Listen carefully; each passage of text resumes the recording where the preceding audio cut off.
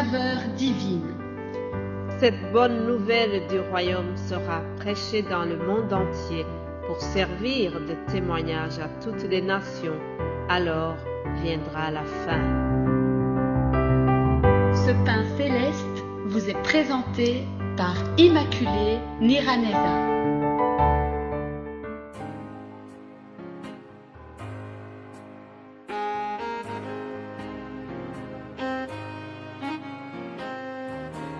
Shalom, shalom, mes bien-aimés de Dieu, que la paix de Christ soit avec vous.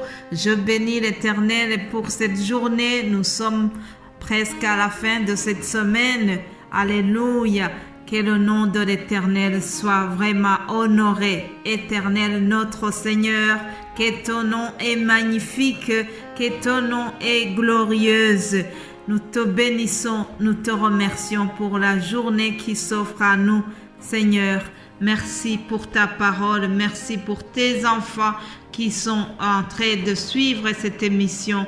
Que toute la gloire te revienne au nom de Jésus-Christ. Amen. Alléluia. Chers amis, je vous propose de lire Hébreux 6. Hébreux 6, c'est un petit passage que nous allons lire à partir du verset 11. Nous désirons que chacun de vous montre le même zèle pour conserver jusqu'à la fin une pleine assurance, en sorte que vous ne vous relâchiez point et que vous imitiez ceux qui par la foi et la persévérance héritent des promesses. Lorsque Dieu fit la promesse à Abraham, ne pouvant jurer par un plus grand que lui, il jura par lui-même et dit: certainement je te bénirai et je multiplierai ta postérité. Et c'est ainsi qu'Abraham, ayant persévéré, obtint ce qui lui avait été promis. Je voudrais que tu soulignes ce verset qui dit: ayant persévéré, Abraham obtint ce qui lui avait été promis. Chers amis, le titre de mon message aujourd'hui, c'est « La persévérance est une clé qui ouvre la puissance de la foi ». La persévérance, nous allons voir comment, lorsqu'on persévère, il y a une foi agissante. Il y a une récompense pour ceux qui ont persévéré dans leur foi. Alléluia. Chers amis, dans notre cheminement vers le ciel, nous devons avoir la persévérance. La persévérance est une clé nécessaire pour entrer dans les projets merveilleux de Dieu. Pour entrer dans les promesses merveilleuses de Dieu, nous devons persévérer. Persévère lorsque tu te décourages, lorsque le monde essaye de t'écraser. Persévère lorsque tu n'as pas envie de t'élever pour aller prier. Persévère lorsque tu décides de faire 3 jours de jeûne prière, mais que vers la fin tu sens que tu es fatigué. Persévère. Pour que notre foi soit vraiment puissante, nous devons avoir la patience, éviter d'abandonner au milieu du chemin. Vous savez, le temps de Dieu n'est pas comme le nôtre. Ah oui, chers amis, souvent nous nous décourageons parce que nous oublions que Dieu ne calcule pas comme nous. Le timing de Dieu est différent du timing des hommes. 1000 ans pour Dieu, c'est comme un jour. Alors, n'oublions pas cela. Abraham, le père de la foi, a dû persévérer pour qu'il puisse hériter les promesses. Ah oui, chers amis, il a patienté, il a persévéré pendant 25 ans. Oui, il y a eu 25 ans entre le jour où il a quitté son pays et entre le jour où il a eu le fils Isaac qui lui était promis. Ah oui, il a fallu patienter, il a fallu continuer, il a fallu garder la foi. Alors, si nous patientons aussi, si nous persévérons, nous allons hériter les promesses et nous allons voir Dieu nous donner ce qu'il a promis. Mais bien-aimés de Dieu, il a fallu 40 ans pour Moïse. Oui, Moïse savait bien qu'il sera un grand libérateur du peuple de Dieu. Mais il a fallu 40 ans entre le moment où il a quitté l'Égypte et le moment où Dieu lui apparut dans le buisson ardent.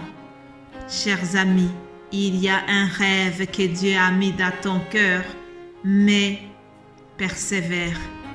Tu dois arroser le rêve que Dieu a mis dans ton cœur. Tu dois protéger cette vision que Dieu t'a donnée. Persévère.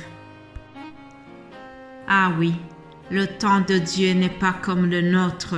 Il a fallu beaucoup d'années, il a fallu 13 ans pour que Joseph voie ses visions réalisées.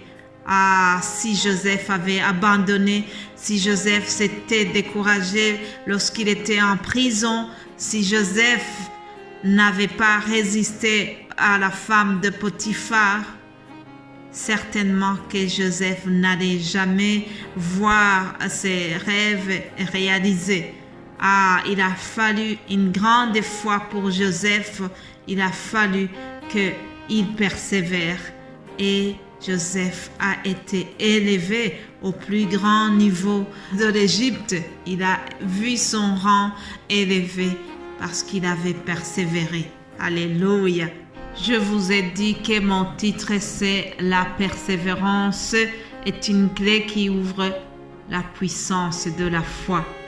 Oui, pour que notre foi soit agissante, pour que notre foi soit puissante, nous devons persévérer. Nous devons persévérer. Et c'est ainsi que nous allons obtenir les promesses de Dieu. Il y a des promesses que Dieu t'a faites. Pour les avoir, il faut persévérer. C'est par la persévérance qu'Abraham a obtenu sa promesse. C'est par la persévérance que Joseph a pu résister et a pu voir le changement de sa situation. Oui, mes bien-aimés de Dieu, nous devons imiter la foi et la persévérance de ceux qui nous ont précédés. Et c'est par cette persévérance que nous pouvons avoir un témoignage favorable de la part de Dieu. Vous savez, ce n'était pas facile pour Noé de construire l'arche. Il y avait les moqueries des gens, mais il a persévéré. Alléluia. Noé a persévéré et il a pu sauver sa famille et les autres par sa persévérance. Alléluia. Et c'est par la persévérance que cette femme cananéenne a pu toucher le cœur de Jésus-Christ.